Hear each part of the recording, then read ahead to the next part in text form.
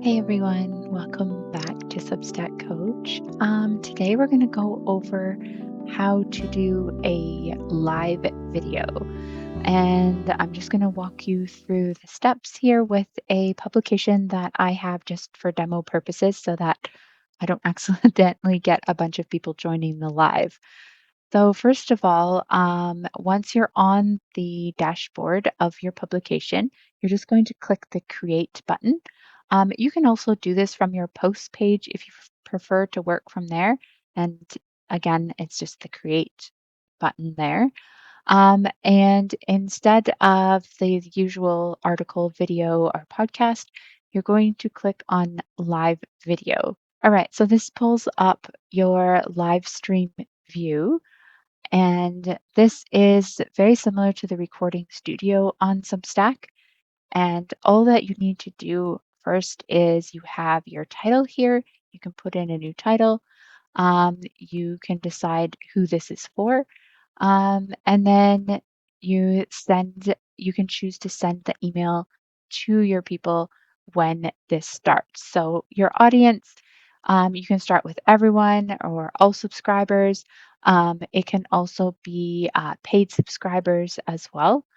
Everyone just kind of makes it public on Substack so that even people who are not subscribed to you, if they happen to see it pop up in their feed, they can join as well. So if you make it for everyone, it can be used that way to kind of grow your subscriptions. This is also really nice when you actually have a guest as well. And besides being able to send email when the live video starts, I can also turn on this schedule for later. And then I can choose the date and the time. And that will just send an announcement instead of and invite people to add it to their calendar rather than actually starting the video. But we want to actually start the video so we can show you how it works. So we're going to continue, and this brings us to the next page. So now I have the option to invite people to join. This is a good way to actually grow your subscriber list if you can connect with another subscriber and then kind of both of your audiences can attend the live and you can grow a little bit and the other person can grow a little bit. If you do want to actually invite someone, you would just click on the person and you would send an invite. And then that person would have to join from their end. Once they've joined, then you will have a split screen instead of just one screen. And the split screen will have you on one side, your guest on the other side, and that will all show there. Um, Couple things that you can do besides inviting a guest, you can also do some branding where you can put your publication logo, which I have not set up for this dummy publication, but you can put your logo in your into your video, top left, top right, bottom left, that sort of thing. So you can kind of move that around. If you have a guest and they've joined and you're kind of on this preview screen, I would check and make sure your logo shows up where you want it. It's kind of, I find it annoying if I do a live and then my logo shows up on the other person's half instead of on my half. So I do like to check the placement of the logo that way. And then there's some settings as well that you can come back to. You can copy the link and you can change your mic and your video. Okay, so the other thing you can do is share your screen. I will show you that once we actually start the live here. So I have a video to work with. And we're just going to click the Go Live button and hope that nobody actually joins. All right, we are starting. Does take a couple minutes to get going. You can kind of see how it goes. All right. Okay, so as soon as I hit the Go Live button, the audio no longer worked. So I'm just doing a voiceover here. So that's why the lip syncing is no longer going to match. So I'm really sorry about that. But basically, when you use the chat feature, you can turn on the toggle switch in the top right corner so that you only see the questions. This does not mean that communication is not happening between other subscribers if they're talking back and forth. It's just your personal view. You can either turn on questions only or turn it off, and that keeps your view clean while you're trying to moderate chat, especially if you're doing a Q&A. So that makes it a lot easier for you as you're going. Okay, so you can click the share screen button and then you select the tab that you want to share or the window that you want to share. And then once you've chosen window, then you pick the tab you actually want to share, and then you can demonstrate whatever it is that you wanted to demonstrate and click stop share when you're finished. And then once you are back to end the call, of course, once you're finished with your live video, you just click the end button and end recording. And this starts the process of Substack um, transcoding your video. You have the choice to publish right away as soon as it's done all of its processing, or you can save as a draft. Personally, I prefer to save as a draft. This will allow me to actually go through the draft, add a title that I want, add a subtitle. So I'm just going to continue and return to dashboard. And now if I go into posts and into drafts, you can see that this is processing here. And it will often take a little while to actually finish its processing, especially if you've had a conversation with someone for an hour or something, or you have done a webinar style or a Q&A style where you've been talking for quite a while, it does take time to go through everything and uh, create the live video. All right, so Substack is done processing this video. So I'm going to go in here now, and you can see the different options that I have. So here's the video. I can play with the layouts if I want to, especially if there's a second video, or sorry, a second person, a guest. And then I can decide what I want in the show notes for the podcast RSS feed if I have a podcast connected. I can also access the transcript.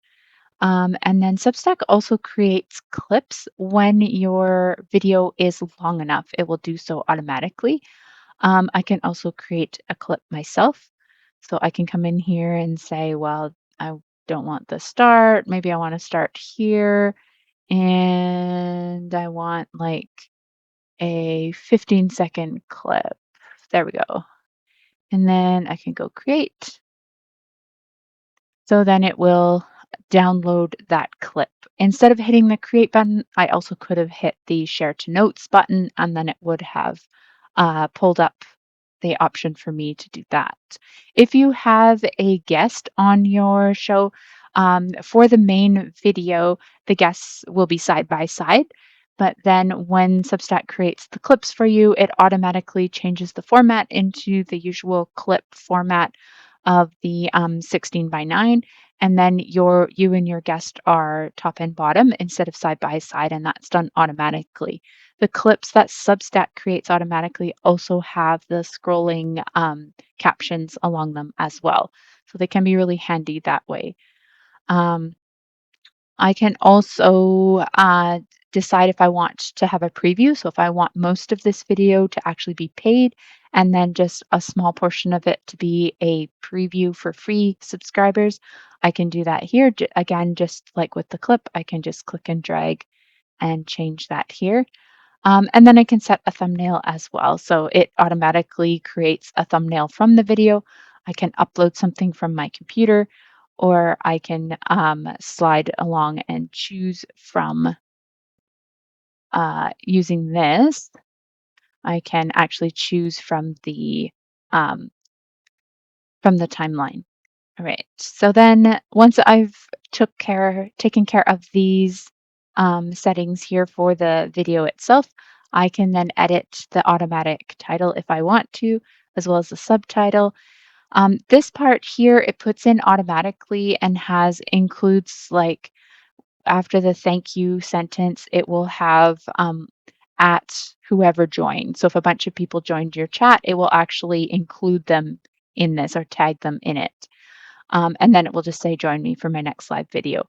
I will often have something that I want to specifically say about the video that I put in here instead of just the basic text that it has. And I also don't always put in the get the app button. And then, as with any post, video, audio, or written, you have the option to add in text to do all of the formatting for that across the top, and also to check the settings and decide who this is going to and your SEO and all of that sort of thing. All right, so that is the basics of how to create a live video. And I hope that helps you kind of at least get rid of the technical hesitation about doing a live. I know it's a little bit of a like getting in front of the camera and it's live, so if something goes wrong, it's not like you can edit it out easily. So there's always that little bit of hesitation, but it can be a really fun and informal way to connect with your subscribers and with other people on Substack as well.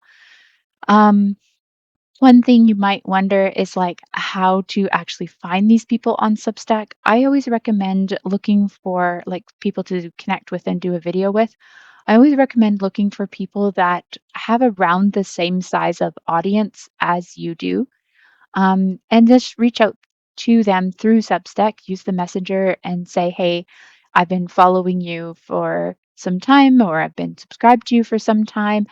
I write on an adjacent topic or something related. I would love to do a live with you and have you come and talk to my people about this, or maybe I could do a live with you for your people about that. Um, and make a couple suggestions for a topic, ask if they do lives, if they'd be interested in coming and joining you, and send it out and see what happens. You might be pleasantly surprised. Of course, not everybody is comfortable with doing lives, and you may not get a positive reaction right away, but it can be a lot of fun. And it can also help to build your subscriber list with people that are genuinely using Substack to find people who write interesting topics on Substack. So that can be very helpful as well. All right, good luck. And if you have any questions, don't hesitate to leave them in the comments below. Thank you.